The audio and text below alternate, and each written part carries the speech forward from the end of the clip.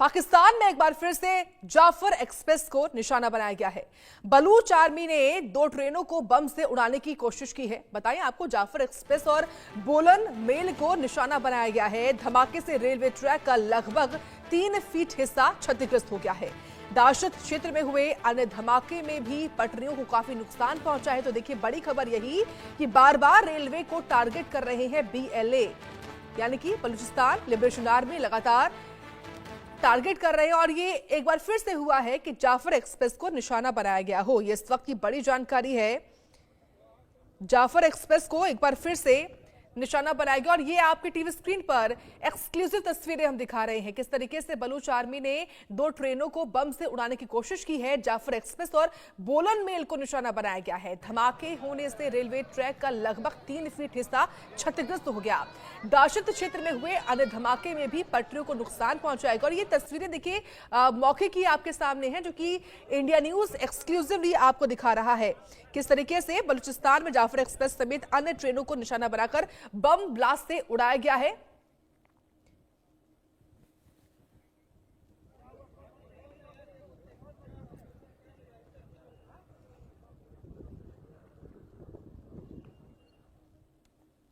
तो देखिए, आतंकियों को पालने पोसने वाले पाकिस्तान के टुकड़े टुकड़े होने का वक्त आ गया है, क्योंकि बलूचों की हुंकार के आगे पीएम शहबाज शरीफ और सेना प्रमुख आसिम मुनीर घुटने टेकते नजर आ रहे हैं। बलूचों ने एक बार फिर से अशांत बलूचिस्तान में जाफर एक्सप्रेस को निशाना बनाकर धमकाया गया है।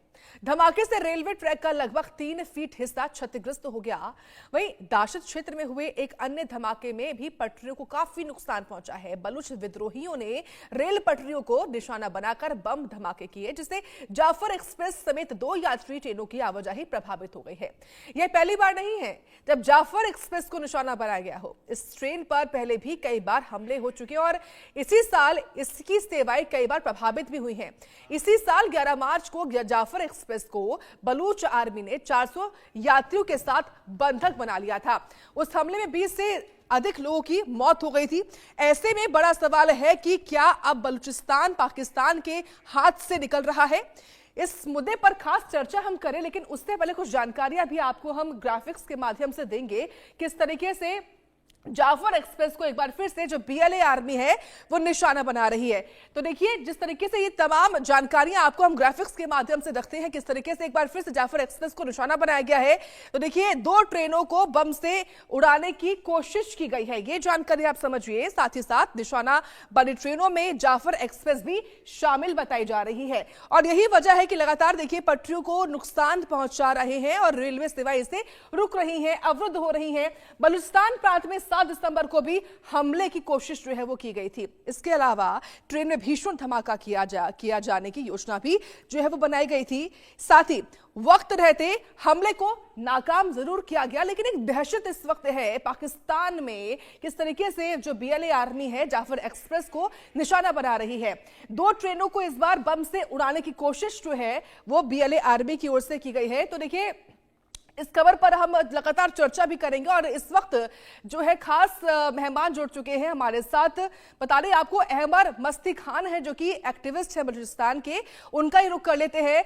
अहमर मस्ती खान जी, सबसे पहले बहुत स्वागत है आपका इंडिया न्यूज पर। और सवाल मेरा यही है, जो लगातार BLA बलूचिस्तान लिबरेशन आर्मी जो कोशिश कर रही है जाफर एक्सप्रेस पर, देखिए जाफर एक्सप्रेस वे पर इससे पहले भी हमला हुआ और एक बार फिर से यह हमला हुआ है, क्या देखते हैं आप इसको, कैसे देखते हैं इसको? बहुत शुक्रिया, नमस्कार जी। मैं ज्यादातर पत्रकार के तौर पे जाना जाता हूँ, जर्नलिस्ट हूँ। देखिए, ये जो है ये पहला वाकया नहीं है। आपको मालूम है कि मार्च 11 को जो हमला हुआ था वो तो पूरे इंटरनेशनली वर्ल्ड हिस्ट्री में उसका बहुत ही कम मिसाल मिलता है। जी। जिस तरीके से कि ये जो पंजाबी फौज जो बलूचिस्तान में लूट खसूट, crimes against humanity, war crimes कर रहे होती है, फिर वो ईद मनाने अपने घरों को जा रहे थे, तब बलोचों ने भी उनको कहा कि भाई जब आप हमारे यहाँ हमें सिर्फ खून, हमें सिर्फ आंसू देंगे तो आपको भी हम नहीं छोड़ेंगे अपने फैमिली के साथ ईद मनाने। ये लोगों ने बलूचिस्तान को किलिंग फील्ड में तब्दील कर दिया है। गुज़िश्ता 20 साल से इंतहाई ज़्यादा वहाँ पर वह जो है ह्यूमन राइट्स वायलेशंस हो रहे हैं। ह्यूमन राइट्स नाम की कोई चीज़ वहाँ बची ही नहीं रही है जी। वहाँ ये जो अमेरिका के पालतू ये पाकिस्तान की फौज, इन्होंने अब ट्रंप साहब को जो है झांसे में डाला है क्रिप्टो करेंसी के, और हमारे इलाके से हमारे रेयर अर्थ बता के उनको कहा है कि आए यहाँ पे इन्वेस्टमेंट करें। और अमेरिका ने भी वहाँ $1.25 अरब हमारे इलाके में इनके कंधों पे के साथ आके इन्वेस्टमेंट लगाई है। तो उनको हमारे जो लीडर है डॉक्टर अल्लाह नज़र बलोच, वो हम उनको बलूचिस्तान के होची मिन कहते हैं, उन्होंने साफ साफ कह दिया है कि ये बहुत बड़ी स्ट्रेटेजिक गलती है चीन की भी कि वो बलोचों के मर्जी के खिलाफ हमारे इलाके में आए थे। और इसी तरह अमेरिका की भी ये बहुत बड़ी गलती होगी कि जी। वो यहाँ आएंगे, क्योंकि वो उनकी इन्वेस्टमेंट यहाँ पे गैर पायदार होगी, उनकी इन्वेस्टमेंट यहाँ पे गैर महफूज रहेगी जब तक कि मकामी बलोचों का मर्जी और मंशा इन इन्वेस्टमेंट में शामिल नहीं होगा। उन्होंने कहा कि ऐसे वक्त में जबकि हमारे ऊपर पाकिस्तान की फौज जो है हमारा कत्लेआम कर रही है, ऐसे वक्त में बैरून सरमाया जो है हमारे कौमी वजूद को ही खतरे में डालती है। ये डॉक्टर अल्लाह नज़र बलोच ने कहा, जो कि सीनियर तरीन हमारे फाइटर्स में से हैं, आज़ादी पसंदों के, ओ बलूचिस्तान लिबरेशन फ्रंट के। देखें, बलूचिस्तान पाकिस्तान के फौज के हाथों से निकल गया है।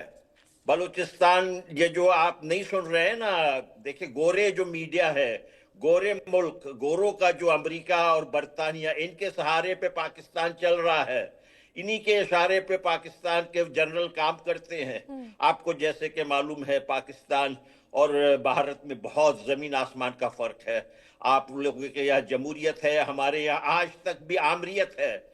आपने देखा कल के दिन जो है वहां के जो असली वजीर आजम हैं उनको 17 साल, उनकी बीवी को 17 साल जाली केसों में उन्होंने सजाएं सुनाई। मुझे उम्मीद है कि पंजाब के लोग भी कह देंगे कि ये पाकिस्तान जो है ड्रामा है, हम और वो हमारी आज़ादी को सपोर्ट करेंगे। हमारा अपील है भारत के हुक्मरानों से, भारत के हुकूमत से, कि हम आपके अपने हैं, हमें इनके रहम करम पे ना छोड़ें। मेहरबानी करके हमारी भरपूर इमदाद करें, हर तौर पे, हर तरीके पर। खुद ब खुद जो है अचानक से हम इनको शिकस्त नहीं दे सकते हैं। हमें आपकी इमदाद की अज़हद जरूरत है। शुक्रिया जी। ठीक है, बिल्कुल अहमद जी, आपने बहुत महत्वपूर्ण बात कही है। मैं आऊंगी आपके पास। इस वक्त defence expert major retired Mohammad Ali Shah भी जुड़ रहे हैं। आपका बहुत स्वागत है अली शाह जी इंडिया न्यूज पर। देखिए, इस साल 11 मार्च को जो हुआ हम सब ने देखा, दुनिया ने देखा। उसके बाद 7 दिसंबर को भी कोशिश हुई थी बलूचों की ओर से, और अब हाल ही में जो एक बार फिर से जाफर एक्सप्रेस पर ये जो हुआ है, BLA की ओर से जो ये हमला हुआ है, ये क्या दर्शाता है अली शाह जी?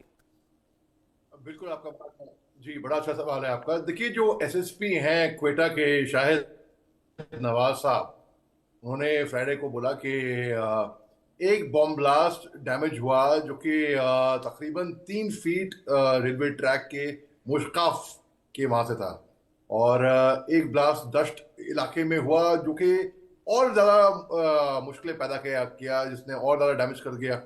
अब दोनों केसों में अगर जाफर एक्सप्रेस को देखा जाए तो बोलन मेल पैसेंजर ट्रेन वो टारगेट हुई हैं, जाफर एक्सप्रेस और बोलन मेल। तो क्या दर्शाता है इसे दर्शाता है कि पाकिस्तान अपने चोटों से, अपने घावों से, अपने इतिहास से सबक नहीं सीखता है। आपने 11 मार्च की बात की, जब जाफर एक्सप्रेस में BLA ने हाईजैक कर दिया था और उनके सैनिक मारे गए थे, ऐसा पाकिस्तान का कहना था। इन्होंने पहले तो बोला कि भाई नहीं ज्यादा कुछ कैजुअल्टी नहीं हुई है, मगर गधों पे लाद कर इनके सैनिकों को लिया गया वहां से, गधों पे लाद कर। अब अगर एक हादसा हो जाता है तो आपकी सिक्योरिटी टाइट हो जानी चाहिए थी।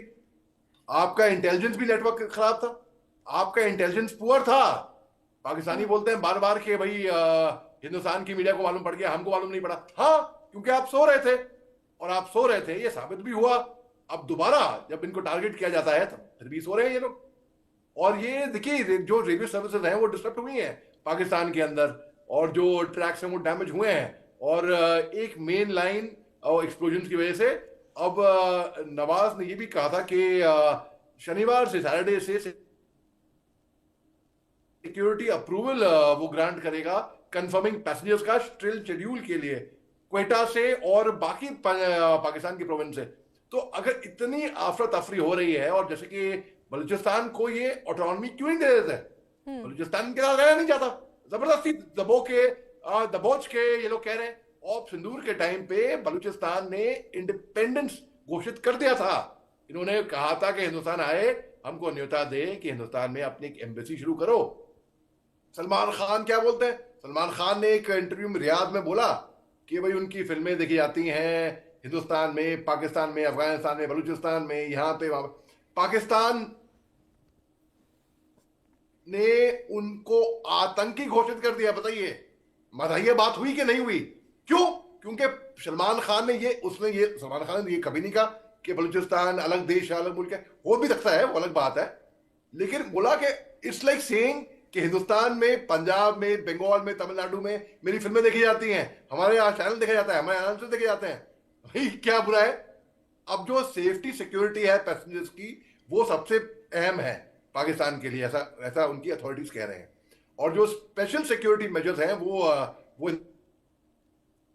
उनके इंतजाम क्वेटा के अंदर खास तौर से जो आउटबाउंड ट्रेन पैसेंजर्स हैं उनके लिए लिए गए हैं। और लेकिन देखिए पाकिस्तान कितना भी घाव खा ले, कितने भी मार खा ले, ये कभी सीधा हो ही नहीं सकता है, चाहे अपने देशवासियों की सिक्योरिटी की बात हो, चाहे आतंक की बात हो, क्योंकि ये पाकिस्तान नहीं है, आतंकिस्तान है।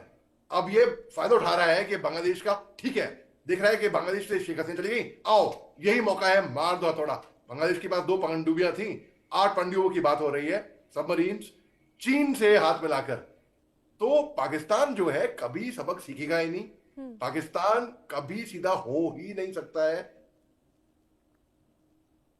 पाकिस्तान के अंदर आप देखिए वो दिन दूर नहीं है जब पाकिस्तान के टुकड़े होने वाले हैं। सिंध प्रोविंस अलग होएगा, पंजाब प्रोविंस अलग होएगा, बलूचिस्तान अलग होएगा, पीओके अलग होएगा। पंजाब से इनके सिंध प्रोविंस के अंदर सिविल वॉर होती हैं, और ये कहते हैं, टीवी पे आके बोलते हैं, नहीं सब चंगा है, सब खुशी में है। भाई एक serving inspector general of police को पाकिस्तान की मिलिट्री उठा के ले जाती है। आपके पूर्व वजीर आजम इमरान खान के साथ देखिए क्या सलूक हो रहा है। 73 ईयर ओल्ड है, बुजुर्ग आदमी है, लेकिन 4 दिन तो गायब रहे, बिल्कुल उनकी बहनों को मिलने नहीं दिया था 4 दिन के बाद। और इमरान खान का खुद का ये बयान है कि भाई हाँ, उनको काली कोठरी में डाला गया और ये हुआ वो हुआ। अरे घसीट के कॉलर से घसीट के कौन से मुल्क में आपके पूरे वजीर आजम को उनके रेंजर, उनकी मिलिट्री, उनकी पुलिस लेके जाएगी जब वो बेल भरने आएंगे? ये केवल पाकिस्तान में हो रहा है, और पाकिस्तान खुद स्वयं इसके जिम्मेदार है कि आज की तारीख में पाकिस्तान जिस मुसीबत से जूझ रहा है ना, वो FATF के तो ग्रे लिस्ट में था। IMF, इंटरनेशनल मॉनेटरी फंड, इनको कर्जा देने को तैयार नहीं थी। वो अलग बात है कि ऑपरेशन सिंदूर के टाइम पे प्रेसिडेंट डोनाल्ड ट्रंप साहब ने ऐलान कर दिया कि भाई IMF इनको लोन देगी। इन्होंने 10 करोड़ रुपए का मुआवजा दे दिया मौलाना मसूद अजहर उसके लिए, क्योंकि हमने उसके 9 आतंकी ठिकानों को ठिकाने पे लगाया, नष्ट कर दिए। पाकिस्तान ने बोला जवाब देंगे। क्या जवाब देंगे? पाकिस्तान आज की तारीख में, चाहे बलूचिस्तान हो चाहे कहीं पे भी हो, कोई खुश नहीं है पाकिस्तान से, कोई खुश नहीं है। पाकिस्तान को ये बात समझनी पड़ेगी, और जब ये बात समझेगी, देखिए पाकिस्तान की प्रॉब्लम क्या है, मैं आपको ये संक्षेप बता के ये समाप्त करता हूं। पाकिस्तान दुखी नहीं है अपने दुख से, ना ना ना ना साहब ना, वो दुखी है अपने पड़ोसी के सुख से। वो दुखी है कि उसके पड़ोसी की खिड़की में क्या हो रहा है, भाई मैं देखूं, झांक के देखूं। ये है पाकिस्तान की बेसिक प्रॉब्लम जी। बिल्कुल। अहमर मस्ती खान जी, मोहम्मद अली शुहा जी की बात आपने सुनी, आप कितना सहमत हैं इनकी बात से, खास तौर से जो वो कह रहे हैं कि वो दिन दूर नहीं जब पाकिस्तान के टुकड़े टुकड़े होने वाले हो। साथ ही सवाल है कि मेरा ये भी है अहमर जी, आप खास तौर से जो बलूच प्रांत है, जब इस तरह के हमले होते हैं BLA की ओर से, जाफर एक्सप्रेसवे पर जो हमला इस साल में हुआ है, ये लगभग ये 3री दफा है जो ये हमला हुआ हो, तो वहां के लोग क्या बोलते हैं, वहां के लोगों का रिएक्शन क्या होता है? देखिए, एक सबसे पहले तो मैं मेजर शाह साहब का बहुत शुक्रगुजार हूँ। ये हमें, ये जो हमारे पास जो ये शाह है और सैयद है, ये सारे जाली हैं। आपके पास जो है वो असली हैं। हिंदुस्तान में, भारत में जो भी है वो असली है, और हमारे पाकिस्तान में सारे के सारे ये अमेरिका बरतानिया के चेले, उनके जो है एजेंट, वो सारे इकट्ठे हुए हैं। देखो, पाकिस्तान को तो सबसे पहले बनना ही नहीं चाहिए था ना जी। ये मुल्क का कोई मंतक ही नहीं है, इसका कोई कोई लॉजिकल रीजन ही नहीं था कि ये जो बकवास किस्म का डकोसला बने। अंग्रेज ने जो है अपने मफादात के लिए इसको बना के गया। वो अब फेल्ड प्रोजेक्ट हो रहा है। पाकिस्तान बिल्कुल फेल्ड प्रोजेक्ट है। हम देखे, हम बलोचों ने तो, हमारे ऊपर तो जबरदस्ती इन्होंने कब्जा किया ना। बात आके फिर झूठ कहते हैं। ये नवाज शरीफ का भाई जो है शहबाज शरीफ, जो गटिया है उससे ज्यादा, इस वजह से उसको वजीर आजम बनाया है। नवाज शरीफ फिर भी आर्मी को कभी कहते हैं नहीं, तो उसको नहीं बनाया। देखिए, असल हक अगर भाइयों में किसी का होता तो नवाज शरीफ का था, लेकिन उसको नहीं बनाया। लेकिन जो मौजूदा वजीर आजम पंजाब के हवाले से अगर आप मुझसे बात करें तो वो इमरान खान है। मैं इमरान खान का सपोर्टर नहीं हूं। उनमें भी वो पंजाबी ज़हनियत है, उनमें भी जो है वो जो भारत से नफरत वाली कुछ है उनके दिमाग में भी। हम बलोच अलग हैं। हम देखें, हम हिंदुस्तान के बहुत करीबी अपने आप को समझते हैं। हमें हमें हिंदुस्तान वाले अपने से जुदा ना समझे। ये पार्टीशन के वक्त यही हुआ था। हमारे लीडर आए थे हिंदुस्तान, उन्होंने कहा कि नहीं जनाब, आपके मसले के वजह से हिंदुस्तान को हमारा डिले हो जाएगा। आज मैं अहमद जी, आपको बताऊं, मुझे रोकना पड़ रहा है आपको, माफी के साथ। मैं आपकी बात पूरी करूंगी, लेकिन सना खान इस वक्त जुड़ रही हैं, पाकिस्तानी पत्रकार। एक बार उनसे उनका रिएक्शन जरा मैं ले लूं। सना खान जी, बहुत स्वागत है आपका इंडिया न्यूज पर। जाफर एक्सप्रेस वे पर बीएलए आर्मी ने तीसरी दफा हमला किया है। रिएक्शन सबसे पहले क्या है पाकिस्तान में इसको लेकर? सना खान जी।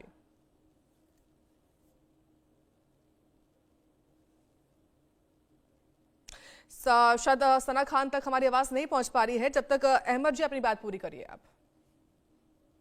हमारे पास इन्होंने सिर्फ ज्यादतियां की है। अब हम, ये रेकोडेक का प्रोजेक्ट है ना, यहाँ पर अमेरिका भी पहुंच गया है $1.25 अरब लेके। पहले चाइना था, कनाडा था।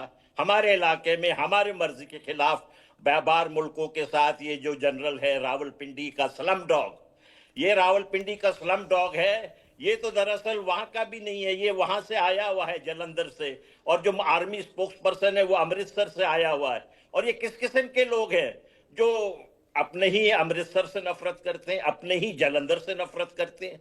ये किस किस्म के कमीने किस्म के जनरल हैं पाकिस्तान के, जो अमेरिका के जो है पेरोल पे हैं। ये वतन फरोश हैं। ये तो पंजाबियों को भी शर्म आनी चाहिए कि ये किस किस्म के जनरल हैं इनके। अब ये जा रहे हैं फलस्तीन में जो है फलस्तीनियों का कत्लेआम करने के लिए। इन्होंने पहले भी फलस्तीनियों का उर्दन में ब्लैक सितंबर 1970 में इन्होंने हजारों फलस्तीनियों का कत्ल किया था, ये जनरल ज़ियाउल हक ने। और उसी के वो वजह से फिर उसको जो है बहुत सपोर्ट मिली थी उर्दन से। उर्दन वाले कहते हैं कि हम जो है हजरत मोहम्मद के डायरेक्ट डिसेंडेंट है। ये घटिया लोग हैं सारे के सारे। मुझे समझ नहीं आया कि श्री नरेंद्र मोदी उनके पास क्यों गए जब वो सही किस्म से प्रोटोकॉल नहीं दे रहे थे। मैं अर्ज करता हूं, ये पाकिस्तान का जो बिल्कुल जो फलसफा है गलत है। ये फलसफा कि हम जो दूसरों से आला हैं, हम दूसरों से अफजल हैं, पंजाबी जिहादी माइंडसेट, पाकिस्तान के फौज जिहाद फलसफा हमारे इलाके में आए। देखे, रेकोटेक में आए ना, सबसे पहले मैं आपसे अर्ज करूं, मुझे 1 मिनट दीजिएगा। एक आए थे साहूकार कराची के मुस्लिम लाखानी 10 मिलियन के साथ। वहां वो मुशर्रफ के दोस्त थे। वहां पर नवाब अकबर खान बुगटी के खिलाफ फौज कार्रवाई कर रही थी और यहां से वो पैसे बना रहे थे। 10 मिलियन के अवेज, मेरे ख्याल में उन्होंने कितने 100 मिलियन वहां से कमाए। जब अखबारों में वहां शोर हुआ, मुस्लिम लाखानी साहब वॉशिंगटन डीसी आ गए। वॉशिंगटन डीसी आके ओबामा को भी हजारों डॉलर उन्होंने कैंपेन कंट्रीब्यूशन दी, हिलरी क्लिंटन को भी। अभी यहाँ पर जो सैल्वेशन आर्मी है वॉशिंगटन डीसी में, वहां जो लोग जिनके पास खाने को नहीं उनको खाना खिलाते हैं। पैसे कहां से लूट के लाए? हमारे बलूचिस्तान से। ये बलूचिस्तान के साथ ये पाकिस्तान के जो क्रोनी कैपिटलिस्ट जो फौज के साथ मिले हुए लोग है कर रहे हैं, बहुत ज्यादती हो रही है हमारे साथ, इंतहाई ज्यादा। ठीक है।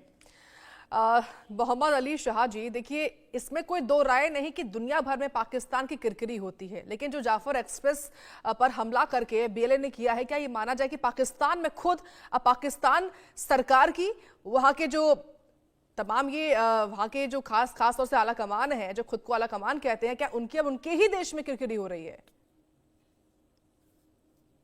बहुत दुरुस्त बात करी है आपने, और हमारे भाई बलूचिस्तान ने भी बहुत सही, बहुत ही बढ़िया एनालिसिस दिया है।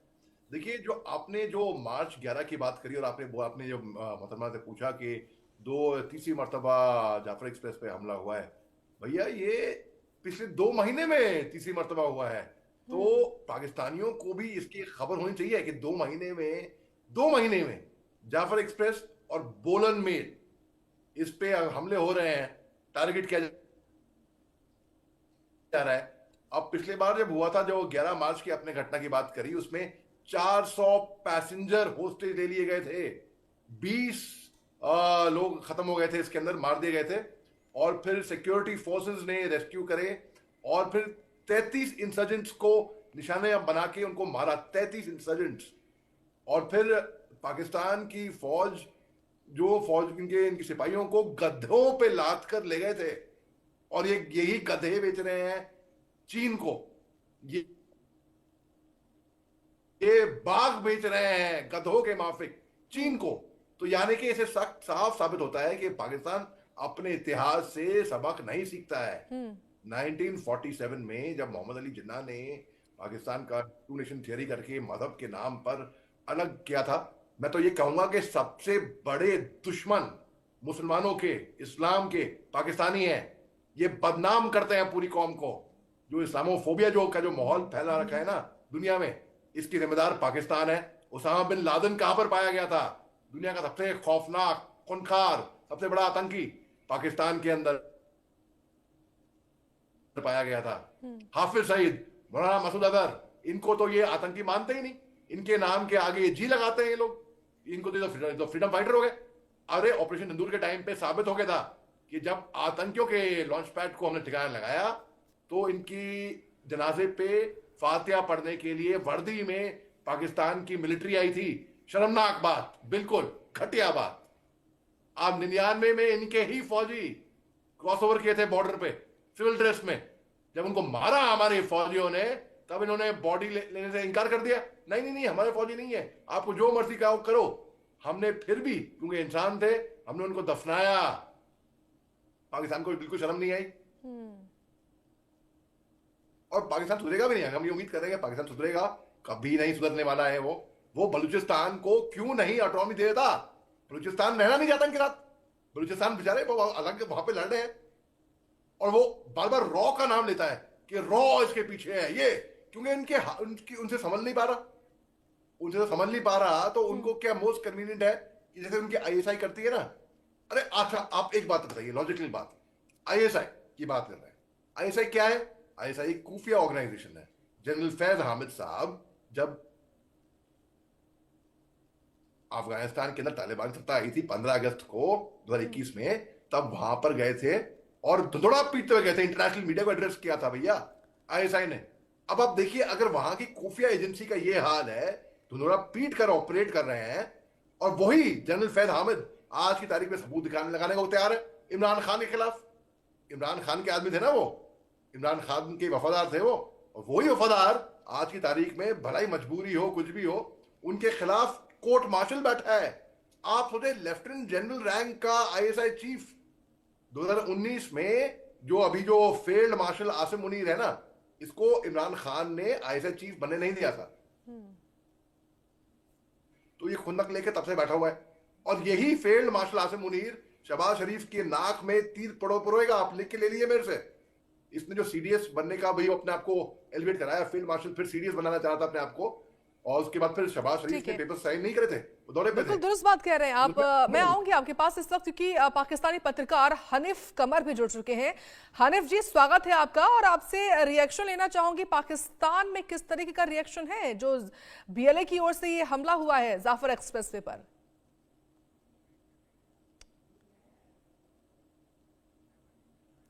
चलिए ठीक है, हनीफ जी की आवाज तब तक नहीं पहुंच पा रही है। अली शाह जी, को सवाल मेरा आपसे ये है, मैं समझना चाहती हूं बतौर डिफेंस एक्सपर्ट, जब पाकिस्तान जैसे मुल्क में एक अशांत प्रांत बलूच हो और बलूच की ओर से इस तरह के हमले एक तरीके से किए जा रहे हो, तो पाकिस्तान जैसे मुल्क के जो वजीर आजम है वो क्या करते हैं और क्या करने वाला है पाकिस्तान? आपको क्या लगता है? जी देखिए, अगर ये मेरे से पूछा जाए तो पाकिस्तान की सूरत हालात तो दुनिया भर को मालूम है, हर एक को मालूम है। पाकिस्तान के पास ना ही पैसा है, ना ही ताकत है, ना ही कोई सिंपैथी है। ये कभी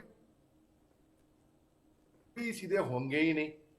हम में कोई दम नहीं, लेकिन फिर भी हम किसी से कम नहीं, ये पाकिस्तान का मोटो है।